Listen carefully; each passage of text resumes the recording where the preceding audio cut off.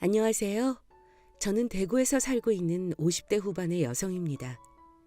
제가 드디어 이혼을 하게 되어서 늘 듣기만 하다가 사연을 쓰게 되었어요. 아무래도 저희 시댁이 워낙 상식 이하의 인간들이라서 제 이야기를 들어주시는 분들이 같이 욕을 해주실 것 같거든요. 제 이야기를 하려면 아무래도 처음부터 이야기를 하는 것이 맞는 것 같아서 저희 부부가 만난 이야기부터 해야 할 것 같아요. 저희 부모님은 경북 예천에서 농사를 짓고 있으시고 저는 대구에서 살고 있는 이모네 집에서 20살이 되었을 무렵부터 함께 지내며 일을 시작했습니다. 처음에는 공장에서 일을 했고 20살 후반이 되었을 무렵에는 제 이름으로 된 카페를 운영할 정도로 대학은 나오지 않았지만 제법 열심히 살았어요.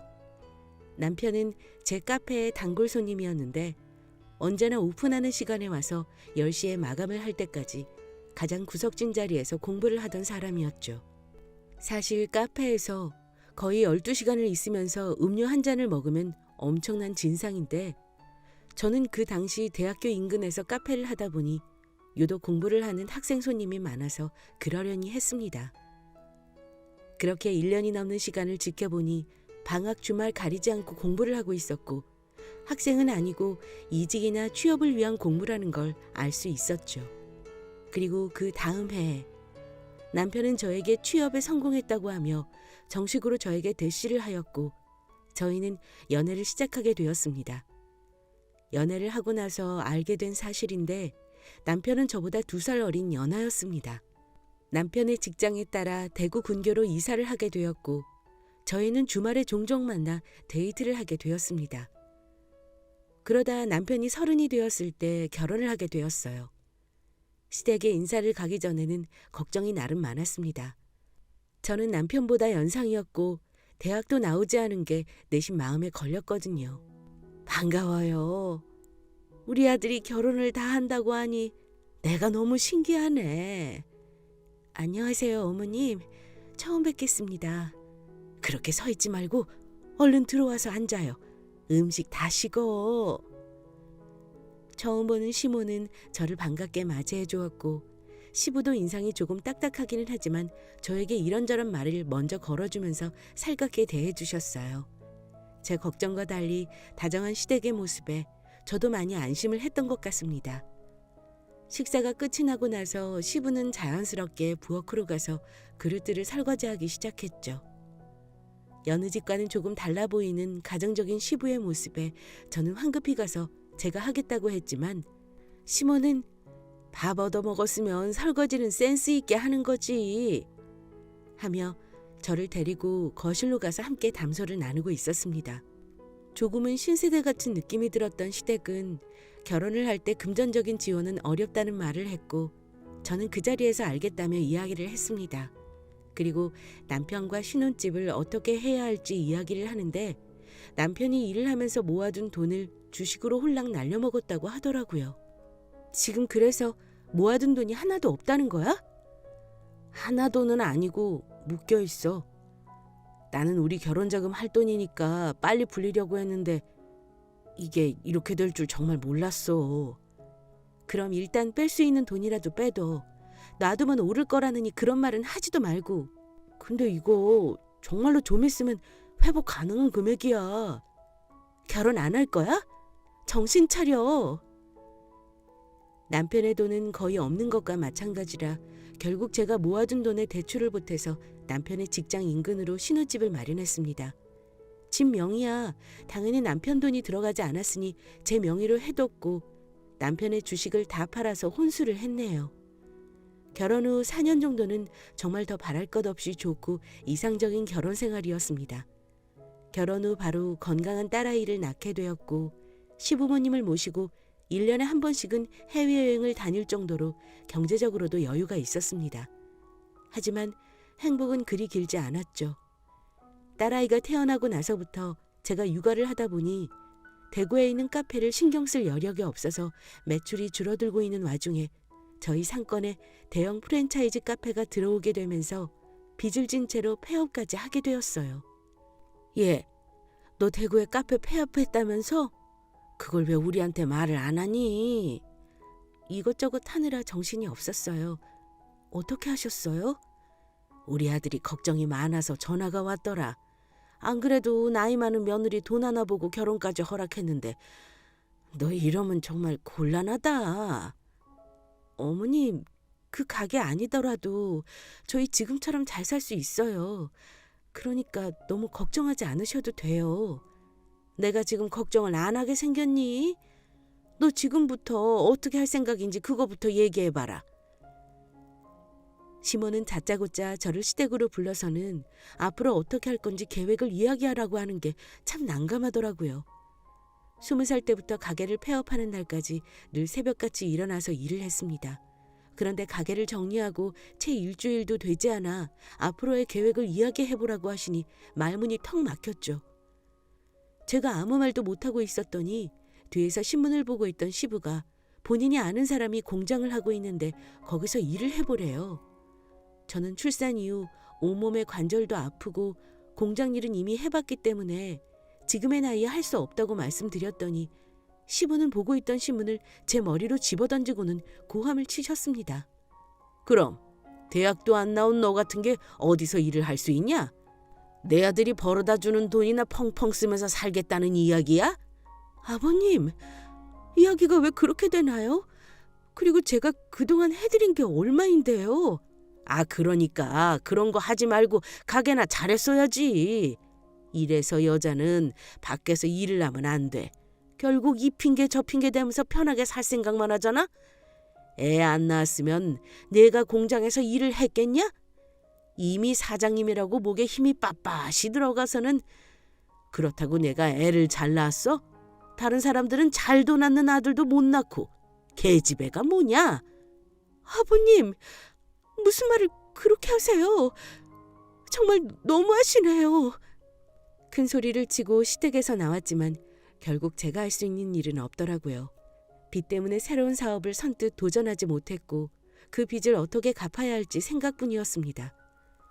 제가 가게를 좀 더 빨리 놨더라면 조금의 돈이라도 챙겨둘 수 있었을 텐데 미련으로 끝까지 붙잡고 있다 보니 결국 빚까지 졌고 남편이 시부모님께 이야기를 하겠다고 해서 돈을 받은 후 겨우 빚은 해결했고 그 이후 저는 시댁에서 노비와 같은 생활을 했습니다. 제가 카페를 운영할 때만 하더라도 시댁에서는 제사 같은 건 다 허례허식이라던 시부모님은 조상들한테 우리가 잘 되게 빌어야 한다고 하면서 없앴던 제사까지 되살렸죠. 저는 제사가 있을 때면 혼자 시댁에 가서 전, 튀김, 나물 등등 온갖 음식을 시모의 감시 아래에서 해야 했습니다. 하나 다 끝냈으면 손 씻고 와서 하라고 했잖아. 너는 왜 돌머리같이 말을 못 알아먹어? 대학 안 나온 티 내는 거니? 네, 죄송합니다. 예전 같았으면 하나 만지고 손 씻고 하나 만지고 손 씻고 해야 하는 거야. 지금 너한테 애군이 가득 껴 있으니까. 정말 지금 생각하면 무슨 사기 결혼이라도 당한 게 아닌가 싶다. 우리 아들이 왜 너처럼 나이 많고 멍청한 여자를 만나서 이 고생을 해야 하는지도 모르겠고. 아휴, 어머님, 곧 잘 될 테니 너무 염려 마세요. 정말 말이나 못하면 아주 너 때문에 되는 게 하나도 없다. 내 시아버지가 와서 호통치기 전에 빨리빨리 움직여. 제가 아무리 잘해보려 해도 시댁의 미움털이 단단히 박혀 있었고 시부는 마치 저를 더러운 것을 보듯이 마주치기조차 싫어했죠. 이런 일들을 겪기 힘들었던 저는 남편에게 시부모님께 잘 설득이라도 해달라고 이야기를 했지만 남편도 시부모님의 입장에서는 제가 미울 수밖에 없대요. 참 외로워서 이혼이라도 하고 싶었는데 정말 애가 뭐라고. 이혼만은 안 된다는 생각으로 억척스럽게 버티고 또 버텼습니다. 이후 저는 집에서 밤 깎기, 전단지 붙이기, 작은 부품 조립 등등 할 수 있는 부업은 다 찾아서 했고 아이를 키우면서 조금씩 돈을 모으기 시작했습니다. 제가 생각했을 때 제가 떳떳해질 수 있는 거라곤 시댁에 돈을 갚는 것뿐이라고 생각했거든요. 어차피 남편에게 준 돈이라 빌려줬다고 하기도 그렇지만 저는 돈을 주고 나면 제 스스로에게 떳떳할 수 있을 것 같아서 조금씩 악착같이 돈을 모으기 시작했고 그러다 보니 어느덧 50이라는 나이가 되었어요. 아이가 학교를 다니면서 시간이 늘어나게 되고 집 근처에서 할 수 있는 아르바이트를 찾다 보니 그래도 제법 고정 수입도 생기기 시작했습니다. 그날도 일을 마치고 시댁에 가서 시부모님의 식사를 챙기고 있었는데 한 통의 전화를 받게 되었습니다. 그 전화는 친정아빠의 전화였는데 친정엄마가 혼자 농기구를 정리하시다 크게 다치셨다고 하셨고 예천에는 큰 병원이 없어서 안동으로 이동 중이라고 하시더라고요. 저는 시부모님의 식사 준비도 마치지 못한 채 안동으로 달려갔고 친정엄마는 결국 그날 밤을 넘기지 못하고 돌아가셨습니다. 그날 남편은 장례식장으로 바로 와서 제 곁을 지키고 있었고 저는 정신이 반쯤 나간 채로 친정아빠의 품에서 실신을 할 때까지 울고 있었습니다. 다음 날 시댁 식구들도 조문을 받고 먼 길을 와주신 것에 감사하며 시부모님께 갔습니다. 어머님, 아버님, 먼 길 와주셔서 감사해요. 그래, 내가 고생이 많구나. 내가 이렇게 이틀 밤이나 밤새 자리를 지켰으니 사돈도 좋은 곳으로 가셨을 거다. 네, 감사합니다. 그래서 말인데 오늘 밤에 집에 와서 내 시아비 생일상 좀 차리고 가렴. 여자가 이틀이나 빈소지켰으면 된 거지 더 있을 필요도 없다. 네? 그게 무슨 말씀이세요? 내일이 발인이에요. 그럼 내일 네 시아비는 중요하지 않다는 거니? 막말로 옛날 같았으면 결혼한 딸이 이렇게 장례 찾아오는 것도 시댁의 허락을 맡아야 되는 거다. 저는 그런 법 들어본 적도 없어요. 그리고 어떻게 장례식장에서 그런 말씀을 하실 수 있으세요? 예. 목소리 좀 낮춰라. 그리고 죽은 사람보다 산 사람이 먼저지. 그렇게 이야기를 하고 수저를 탁 내려놓고 두 사람은 돌아갔습니다. 저는 너무 허무해서 말도 안 나오기 시작했고 당연히 발인을 할 때까지 자리를 지켰어요. 발인까지 모두 마치고 친정아빠가 부조금을 정리하시다가 저에게 아무래도 이상하다고 말을 하며 조심스럽게 저를 부르셨습니다. 너희 시댁이 지금 3만 원 낸 건 맞지? 그럴 리가. 봉투 섞인 거 아니야? 아니야. 무슨 착각이라도 하셨나? 내가 확인해보고 올 테니까 아빠는 다른 거 정리하고 있어요. 저는 떨리는 손으로 시모에게 전화를 했습니다. 시모는 제가 시부의 생일상을 차리지 않은 것에 화가 나 있는지 전화도 받지 않아서 제 돈으로 친정아빠의 계좌를 송금했어요. 그때는 저도 시댁에서 실수가 있었다고 생각을 했고 친정아빠에게 현금이 없어서 내 계좌로 보내두셨다네. 빈봉투 얘기 못해서 지갑에 있던 현금 우선 넣어둔 거래요. 신경 쓰지 마요. 하며 이야기를 했습니다. 그리고 다음날 찾아간 시댁에서 들은 말은 정말 제가 피를 토해내며 열심히 살아야 할 이유가 되었죠. 어머님, 봉투에 3만 원밖에 없던데 잘못 넣으신 거죠? 왜? 돈이 너무 적다 이거니? 그러길래 내가 그날 저녁에 와서 생일상이라도 차렸으면 내가 더 챙겨주려고 했는데 안 온 내 탓이지. 아니, 어떻게 저희 엄마가 돌아가셨는데 3만 원을 내세요? 지금 장난하시는 거예요? 어머, 3만 원은 돈도 아니다 이거니? 참나 어이가 없어서는. 마음이 중요한 거잖아. 우리가 그 먼 안동까지 간 마음이. 제가 시모를 향해 바락바락 대들기 시작하자 방에서 쉬고 있던 시부는 문을 벌컥 열고 나와서는 망설임 없이 제 뺨을 철썩 소리가 날 정도로 세게 때리셨습니다. 저는 그 자리에서 쿵 하고 쓰러졌고 시부를 올려다보니 못 빼어먹은 티 내지 마라. 딱 한마디 하시고는 다시 방으로 들어가셨죠. 저는 시부가 아끼던 당금줄을 거실 바닥에 집어던지고 화가 나서 집으로 돌아갔습니다. 남편은 저에게 당장 시댁에 가서 잘못했다고 빌라고 했고 저는 그런 시댁을 둔 적이 없다고 하며 절대 안 가겠다고 버텼어요.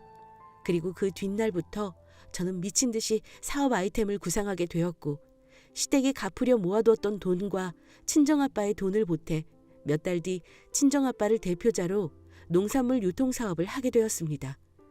정말 다행인 게 저희 친정아빠가 예천 토박이라서 그 주변에 다른 농부들과 친목이 있으셔서 다양한 농산물을 공급받을 수 있었고 저는 인터넷으로 손쉽게 판매할 수 있도록 인프라를 구축했습니다. 처음이 힘들었지 그 이후부터는 싼 가격에 판매가 가능하게 되어 사업이 정말 잘 되었습니다. 예천 카페를 할 때와는 비교도 안 될 정도로 큰 돈을 만지게 되었죠. 당연한 이야기 같겠지만 남편은 제가 사업이 잘 되기 시작하면서부터 다시 저에게 잘해주기 시작했고 씀씀이도 커지기 시작했습니다. 술만 먹으면 시댁에 사과를 하고 잘 지내보자며 이야기를 하던 것도 시부모가 저를 보고 싶어 한다는 식으로 바뀌게 되었고, 사업을 시작하고 2년 만에 친정아빠의 차를 외제차로 바꿔줄 만큼 경제적 여유가 생겼어요. 그리고 몇 년이 흐르는 뒤 시부가 급성 간암에 걸렸다는 소식과 동시에 돌아가셨다는 소리를 듣게 되었어요. 남편은 시모와 부랴부랴 장례식장으로 갔고 저도 이 소식을 친정아빠에게 알리게 되었습니다. 뭐? 지금 당장 가야지. 어려울 때 지나치면 그거 사람 아니다. 오늘 일정은 내일로 미루고 빨리 가보자. 아빠, 근데 우리 엄마 돌아가셨을 때 기억나? 알다마다. 그때 너희 시댁이 큰 도움이 되었잖니. 이번 기회에 우리도 마음을 전해야겠구나. 사실 그때 우리 시댁이 3만 원 낸 거 맞아. 나머지는 내가 낸 거고. 뭐? 그게 무슨 말이야? 내가 그동안 사는 게 바빠서 중요한 걸 잊고 있었던 것 같아. 나 이대로는 절대로 못 넘어가. 당장 이혼해버릴 거야. 저는 그동안 있었던 일을 친정아빠에게 모두 이야기를 했고, 친정아빠는 그 자리에서 우리가 너한테 너무 무심했다 라고 하시며 본인의 가슴을 쥐어뜯으셨습니다. 그제야 불행한 결혼 생활을 유지하는 게 얼마나 불효인지 느끼게 되었고, 저희는 곧장 시부의 장례식장으로 갔습니다. 남편은 친정아빠와 저를 보더니 한 걸음에 달려나와 왜 이렇게 늦었냐며 타박을 했고, 친정아빠는 곧 지갑에서 현금 3만 원을 꺼내 시모와 남편이 보는 앞에서 봉투에 돈을 넣었습니다. 그리고 누가 뭐라고 할 틈도 없이 부조금함에 넣고는 절도 하지 않은 채 밥을 드셨어요. 저희 친정아빠의 행동에 당황한 시모는 곧장 친정아빠의 곁으로 오셔서는 이야기를 했습니다. 사돈, 지금 저희 바깥 양반이 돌아가셨는데 3만 원 낸 거예요? 왜요? 안 사람은 3만 원이고 바깥 양반은 5만 원이라도 된답니까?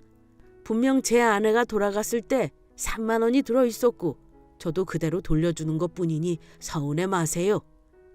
아니, 좋은 차도 타고 다니시는데 사돈지간에 이건 예의가 아니시죠. 지금 저희 남편 물 먹이는 거예요? 뭐예요? 시모가 소리를 빽 지르는 동안 저는 가방에서 주섬주섬 이혼 서류를 꺼내 남편의 얼굴에 집어던져 버렸고, 그 순간 시모는 뒷머리를 잡고 아이고 아이고 하며 쓰러져서는 앓는 소리를 내고 있더라고요.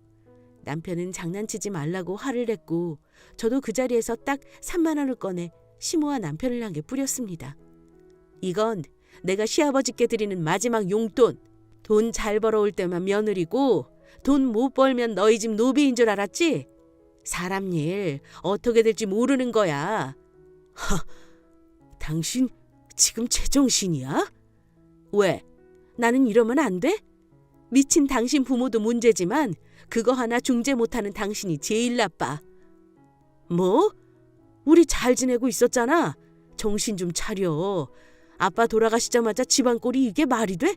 그러니까 당신 아버지 안 돌아가셨으면 바보같이 내가 왜 이렇게 열심히 아등바등 살았는지 까먹을 뻔했잖아. 나한테 무시하고 괴롭히는 건 참을 수 있지만 우리 엄마까지 무시했어. 당신들은. 앞으로 볼 일 없으니 이혼 서류에 도장 잘 찍어서 법원에서 봐. 그리고 그 순간 시모는 벌떡 일어나서 제 머리채를 잡으러 달려왔고, 친정아빠가 그런 시모를 밀쳐내면서 시모는 그대로 엉덩방아를 찢게 되었습니다. 그 모습을 보고 화가 난 남편은 저를 향해 지금 당장 이혼을 하자며 소리를 질렀고, 제 회사인 줄 아는 친정아빠의 회사까지 들먹이며 재산 분할에 대한 이야기를 하기 시작했습니다.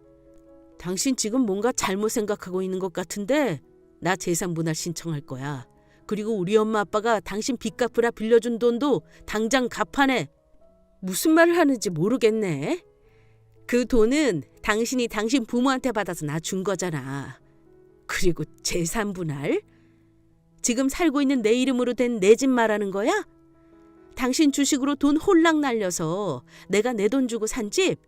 대출도 내가 다 갚은 그 집 말하는 거지? 당신은 당신 돈 벌어서 혼자 주식이나 하며 살았던 주제 지금 뭘 요구하겠다는 건지 도저히 모르겠네. 뭐? 그 이후로 내가 벌어온 돈으로 먹고 산 것도 맞잖아. 그럼 재산 분할해야지. 누가 뭐래? 하면 되잖아. 그거 집 얼마나 한다고. 근데 말도 안 되는 거 요구하지 말라고. 나 당신 집에서 노비처럼 일했고 말도 안 되는 제사도 몇 번 동안이나 혼자 했어. 그리고 딸 낳은 게 내 잘못이야? 당신이 그럼 아들 낳게 잘해보지 그랬어? 딸 낳았다고 내가 욕먹을 때 당신은 뭐 했어?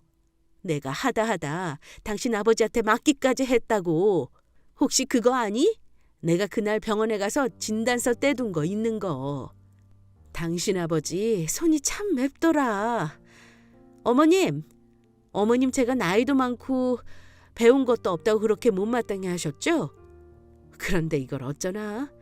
저희 아버지 회사가 올해로 연매출 100억을 드디어 달성했네요.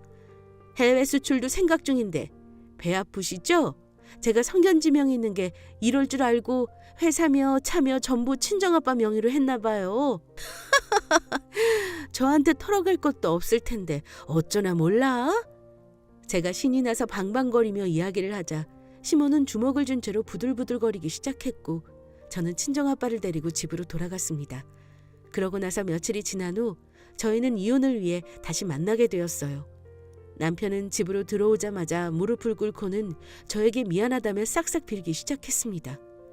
남편은 아이가 아직 시집도 못 갔으니 절대 이혼만은 안 된다고 이야기를 하길래 딸아이와 집을 나와버렸고 며칠이 지나 한 카페에서 시모와 남편을 만나 다시 이야기를 했습니다. 시모는 저를 보자마자 굽신거리며 이야기를 했어요. 그동안 서운했지. 미안하다. 사업하느라 바쁠 텐데 앞으로 내가 해주는 따뜻한 밥 먹고 일하러 다니는 건 어때? 내가 참 그때 어떻게 되었던 것 같아. 우리 가족이니까 서로 실수는 보듬어줘야 하지 않겠니? 제가요? 제가 왜요? 우와, 가족은 원래 실수를 보듬어주는 사이였나요? 처음 알았어요. 역시 저는 가족이 아니었던 게 맞네요. 어머님이 이렇게 하루아침에 태도가 바뀌시는 거 적응 안 돼요. 아버님 없으니까 그러시나 본데 어머님 아드님한테 따뜻한 밥 해주시면 될 것 같아요. 제 말에 시몬은 입을 삐죽거렸고 남편은 화를 억눌러 참는 듯한 목소리로 이혼은 절대 안 된다며 다시 이야기를 했습니다. 아무튼 우리 딸 시집가기 전에는 난 절대로 이혼 못해. 여자 혼자 키우는 애라고 소문나면 상대방 집에서도 얼마나 무시하겠어? 당신도 애 엄마니까 양보 좀 해봐. 우리 딸은 엄마 인생 좀 폼나게 살라고 하는데 아빠랑 할머니가 이렇게 앞길을 막네. 걔도 진심으로 하는 말은 아닐 거야. 그리고 애 시집 가기 전까지라도 기회를 줘. 우리가 정말 잘할게. 돈 때문이 아니라 정말로 이번에 느낀 게 많아서 그래. 당신이 우리 집에 이렇게 잘해줬는데 우리가 그걸 미처 몰랐어. 몰랐어? 정말로 몰랐어? 그럼 이혼하고 같이 살면 되겠네. 우리 딸 결혼할 때도 부부인 척하면 되잖아. 우리가 말 안 하면 아무도 모르는 거니까. 어때? 그건 아니지. 왜? 왜 아닌데? 같이 사는 것보다 법적인 가족이 그렇게 중요해? 더 말하기도 입 아프네.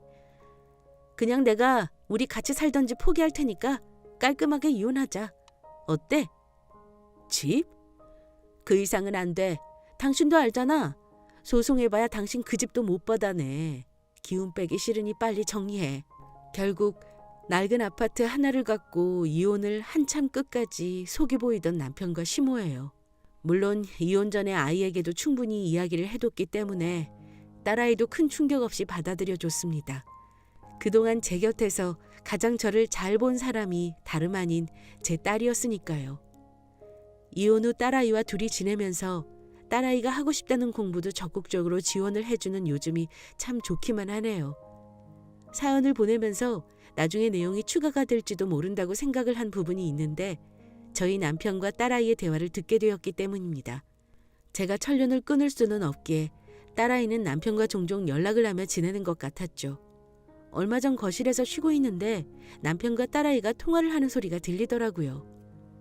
딸, 요즘 주식 열풍이라는데 엄마는 주식 같은 거 안 해? 엄마가 주식하면 쫓아낸다고 했으니까 안 할걸? 왜?